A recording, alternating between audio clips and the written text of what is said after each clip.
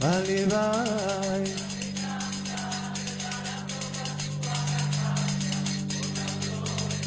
Bueno, pois, ante todo, moi feliz de que se poñen en marcha esta nova edición do ano 2025. Temos, como xa anunciamos tamén na vosa radio, un programa variadísimo que do comezo xa ás 12 e que se desplega durante estes 3 días de festa, de degustacións de comida daqui, da contorna, música, artesanía, pois é sobre todo o máis importante e o máis bonito que probablemente teñamos nun evento como destas características é precisamente pois esa xuntanza que se fai entre as veciñas e veciños, toda a colaboración que houve xa non só nestes días de festa, senón que ven desde antes. Entón, pois, sobre todo, feliz e contento de que arranque un ano máis, además o tempo respetounos e a partir de agora todo vai ser para mellor.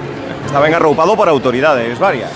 Sí, acompañáronnos, tanto a subdelegada do Goberno de España en Galicia, María Rivas, como, toda a nosa corporación de Valdodubra, alcaldes da contorna e concelleiros dos concellos limítrofes ou alcaldes e concelleiros na súa representación. Entón, isto tamén amosa un pouco o respaldo institucional que ten estas feiras que desde logo, para a comarca de Compostela, pois son un pilar fundamental. María, a importancia do rural aquí nas feiras do Abril.